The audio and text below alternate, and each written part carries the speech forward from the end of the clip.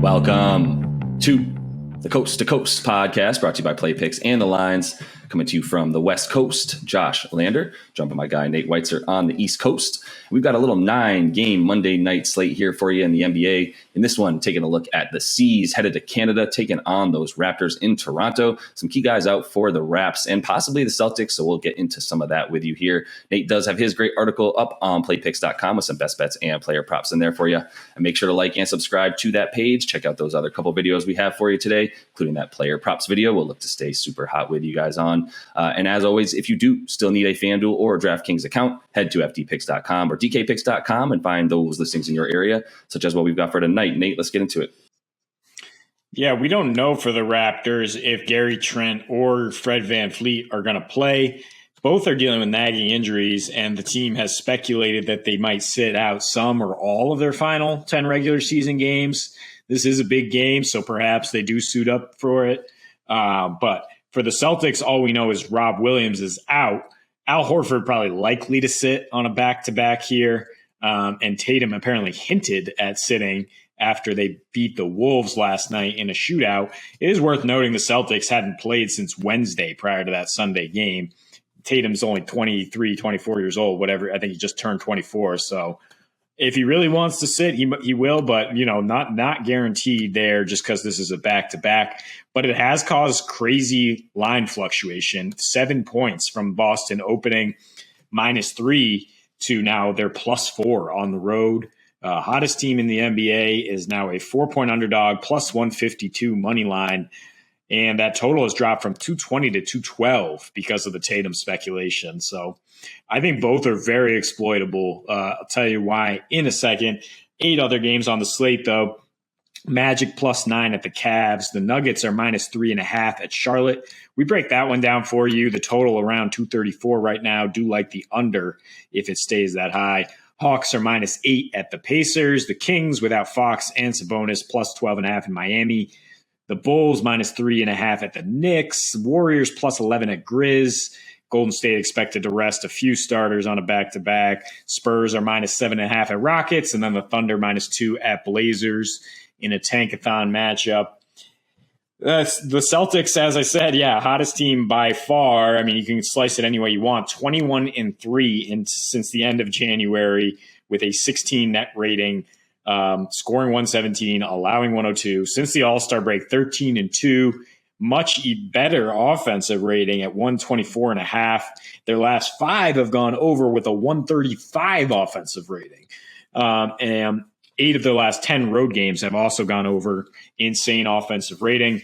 Not even close most of these games, playing some of the best of the West and just blowing them out in the first half. Just doesn't matter where the game is, when the game is. The Celtics just not really meeting any resistance, and they barely played any clutch minutes because they've just crushed teams.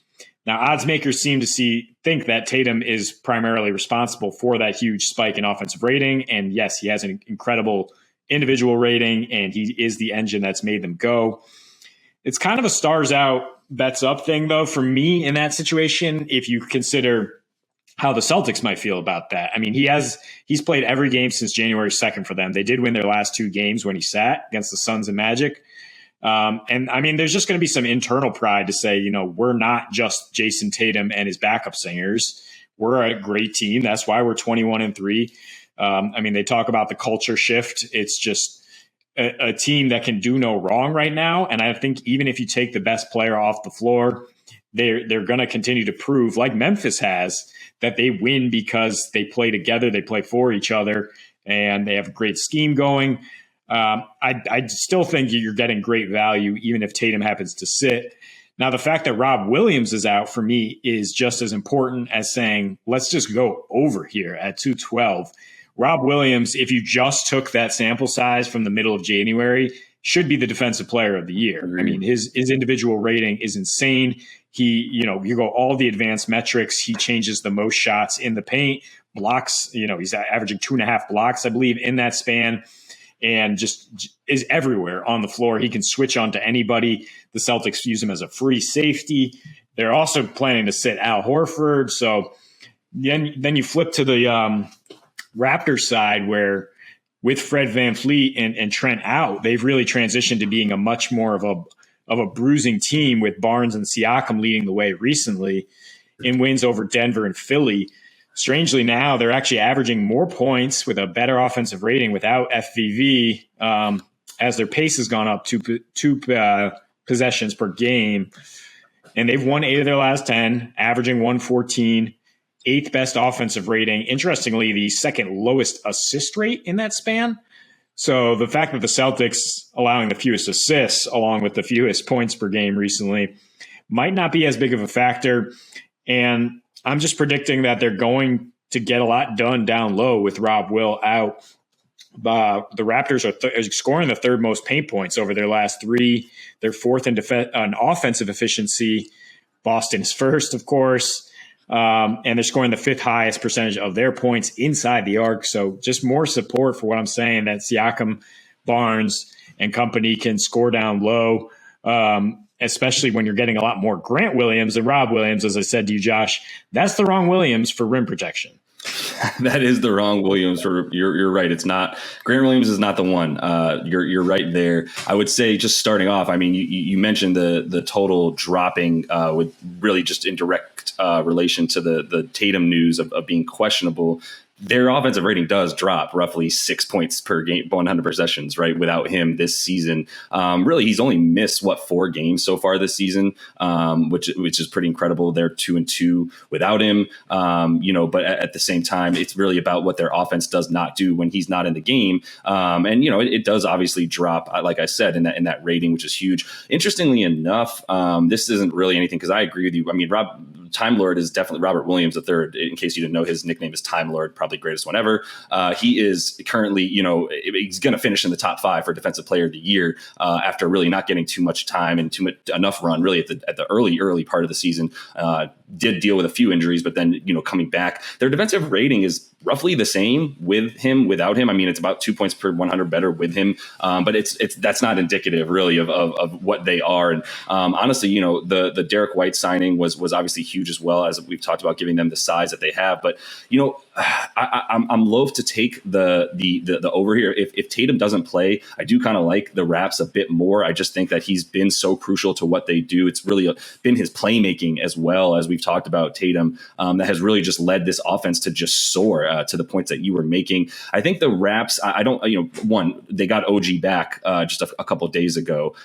So there is something to be said there for their offense rising. I think the other thing is, you look at who they played in their last few games. I mean, the Pacers and Cavs, Bulls, that Sixers game went under, but that, they did their part to get that over against the Pacers. They scored 131 points. The Pacers only scored 91. So, that did cause some a bit of a sort of mistelling there in terms of them not going over in that one. I think 212 feels way too low at this point for me to feel super comfortable about an under, especially to the point that you made about Robert Williams not being in, and the fact that defense is going to be a lot less formidable down low, especially if Papa Al doesn't play as well. I mean, now we're just talking about anybody's game at that point, and I don't know that it necessarily comes down to what each team can do to stop the other one, because the ways that these teams score as well is a little bit different from what they're good at on defense. Specifically, you go down low against the Celtics, and that's not exactly where the Raps have been getting a lot of their points. As you mentioned, that pace jumped up a lot. They've gone back to a bit more 3-point shooting, which is exactly what they were doing the last few years.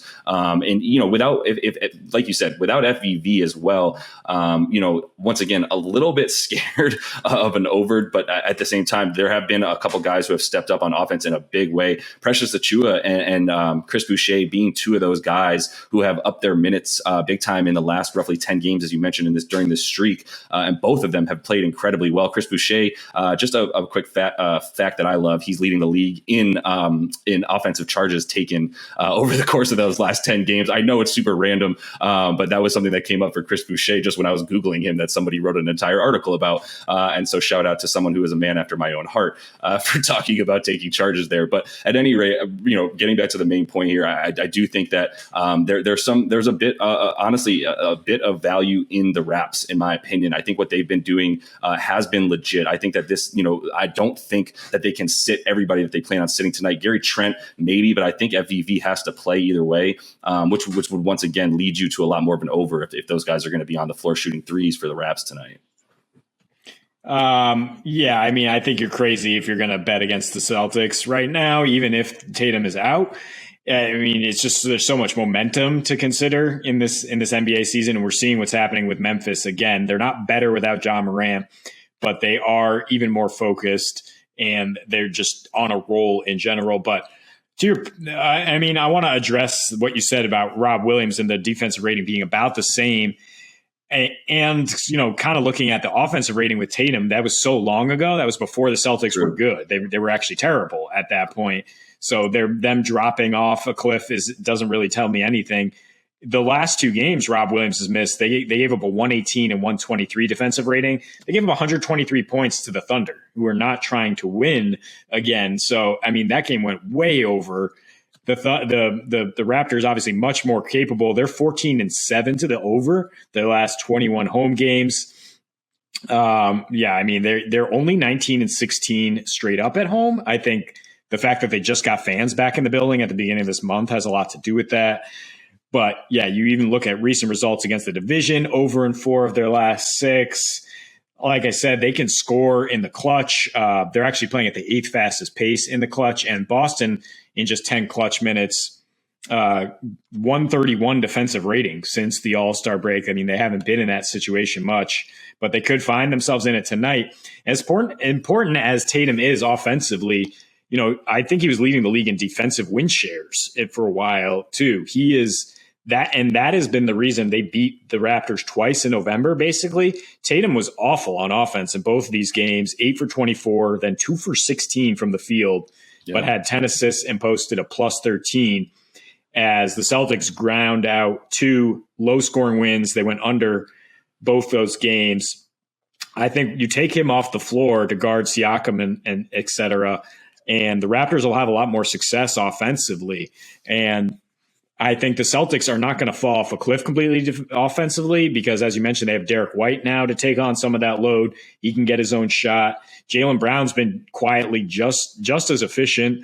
And just as a team, they're just playing so well together that I don't see their offense dipping. And one more thing is, Toronto's the 5th worst 3-point defense at home. So, Celtics scoring a high percentage of points off threes. You put in Grant Williams instead of Al and Rob Williams, and that's great for floor spacing on one end of the floor. Probably good for pace too. The Celtics are going to be smaller tonight. They're going to be quicker, and I think that just leads to a more up and down game that gets us over what's really an exploitable total now.